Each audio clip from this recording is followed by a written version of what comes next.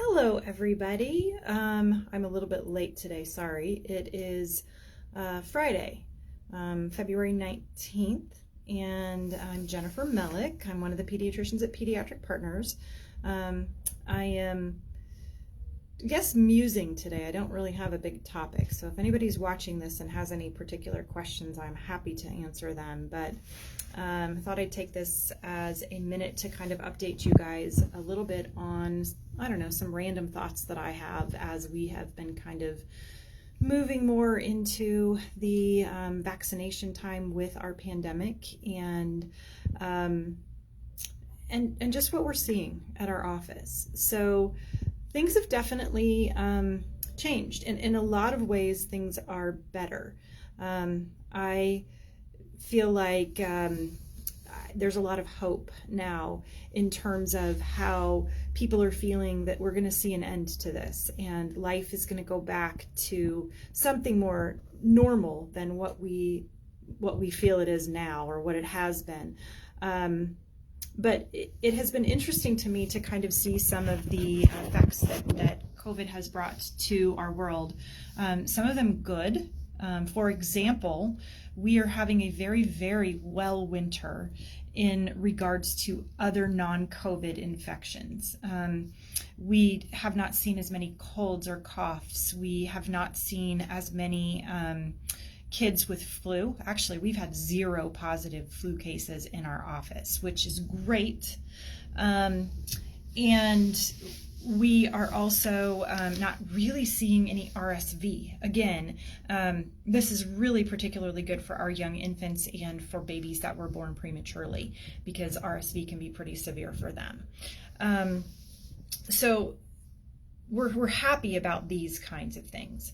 I personally think that for me, the pandemic has also sort of reorganized my thinking a little bit about what's important in life. And I think that a lot of us have learned to slow down and to recognize what really is important to us. Family, for me, sports have always been a huge part of my life because I've had kids who've been involved in sports, but this last year our sports attendance has really decreased. And while I thought that my life would end and my kids' life would end, we're managing pretty okay. I will be honest, I miss some soccer, and I have missed going and watching my daughter do her performances as a cheerleader and using her gymnastics skills. But I have been enjoying my family and catching up on some fun things. So some good things. What I think that is interesting for me, though, is that some of what has changed is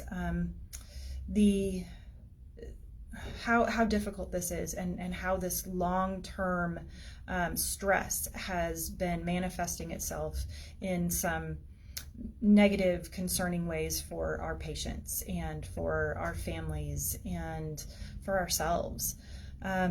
We're seeing a lot more anxiety. We're seeing a lot more depression. We're seeing manifestations of eating disorders flaring back up or new onset. We're not seeing as much asthma, which is good, obviously, so another chronic disease of childhood. But one of the things that I think people are not maybe giving enough credence to is how incredibly fatiguing this is for everyone. I have parents who are bringing their kids in and talking to me about how much their kids are sleeping or how their child is so tired, particularly their teenagers. And if you think about it, much of what we do on an everyday basis, we do by rote. We do without even thinking about, right? I get in my car in the morning and I get up, I get out and I drive to work and I don't really even have to think about where I'm going.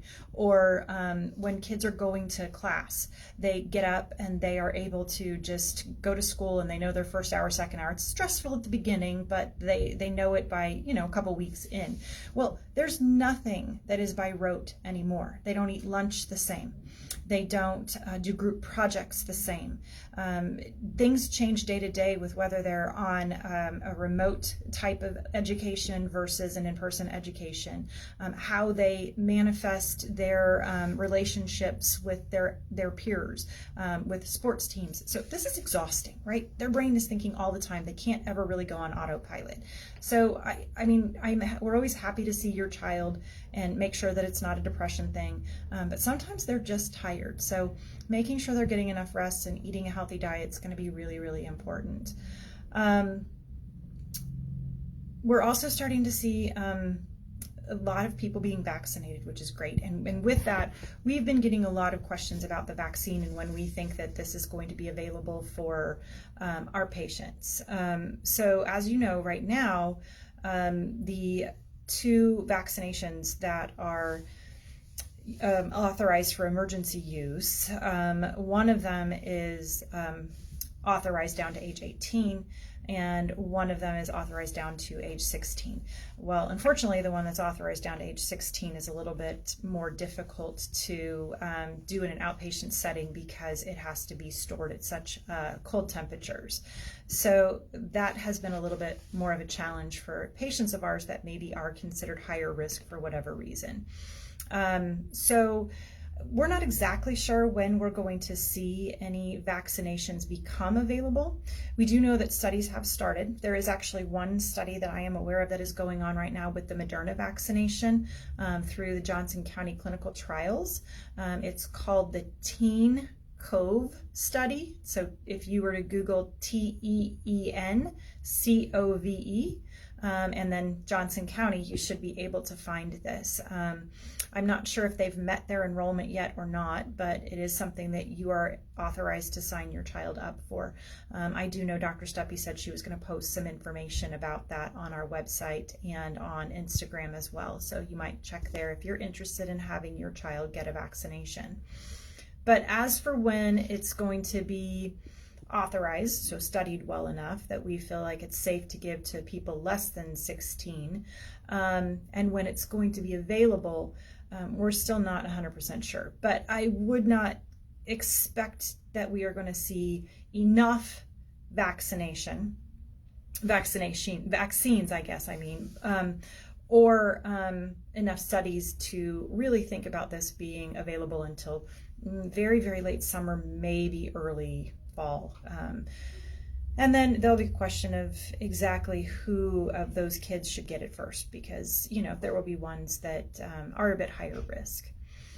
But most of our office has been vaccinated, so we all did very well with it. If you're interested, I joke with the kids that ask me about it if I've gotten it. Yes, I did. And how am I feeling? Well, I always tell them I'm not a zombie, so that's good.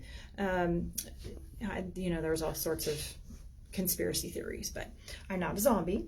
And my first vaccine was no big deal. It was like a flu shot. It didn't really hurt at all. And my arm was sore for maybe a day. The second vaccine, I had definitely had a little bit more symptoms. I was tired.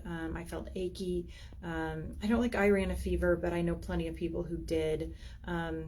So that was a little bit more common, I think, for us to see vaccine reactions with the second dose, which makes sense. My immune system had already made some defense against it. We presented more of that antigen and it attacked it, which is what the idea is. You'll notice, though, that we are still wearing masks in our office, even those of us that are vaccinated. The vaccine, we know, protects the person who is vaccinated quite effectively, up to about 95%. That's not 100%, and we are expecting that we're still being exposed, because though numbers are dropping in the community, they're not completely zero. So we are protecting ourselves, but we are still not certain if the fact that I've received a vaccination or a person who's received a vaccination is unable to transmit it to other people. So we are protecting our patients, and we'll continue to do that until somebody tells us that there's no risk of us making someone else sick with now that we're vaccinated. So that's kind of our thoughts on the vaccines. We are opening things back up a little bit more in our office and making things a little bit more available without appointments again. We've opened up our walk-in clinic, so we're able to do that now daily at our Overland Park location from 8 to 9:30. And so you can just walk in if you have an illness. Obviously, we're still going to be asking people to mask as appropriate. And we have now updated our portal, which honestly has caused a fair amount of headaches because it was not an easy transition. But we're working on it, and the company that we are using is working on it. But they have opened up our ability to self-schedule for our patients for well visits, which is great because we're coming up on sports physical season. So remember, if you live in Kansas and your child plays a sport through school, they will need to have their sports physical done after May 1st. Those fill up pretty quickly. So go ahead if you want to and get on and schedule that. If that goes well, then we will likely open that self-scheduling up through the portal for other appointments as well. So I think those are kind of the big things that are happening around here. I didn't see any questions come through. I didn't have a lot to say, but we are very grateful for all of the support that we have gotten from all of our patients. We continue to be humbled that we get to continue to care for you all. And know that we're here for you. So we know that there's a lot of stress and things going on still. If your child is struggling with any of that, please reach out to us, and we are here to help and answer any questions as possible. So hope everybody has a great weekend.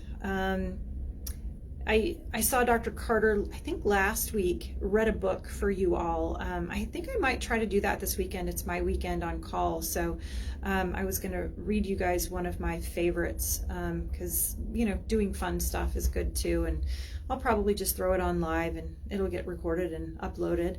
But it's one of my favorites. It's a Dr. Seuss-esque book. It's not by Dr. Seuss, but it's a very fun little tongue twister I used to read to my kids. It's called Edward Fuddwupper Fibbed Big. So I'm going to try to remember to get that done this weekend, and hope you guys get to be outside a little bit. We're having a heat wave. I mean, I think it's maybe a whole 20-some degrees, but definitely feels a lot warmer than what we were experiencing this week. So I'll check after and see if anybody left any questions, and I'll try to answer those. But thanks for watching.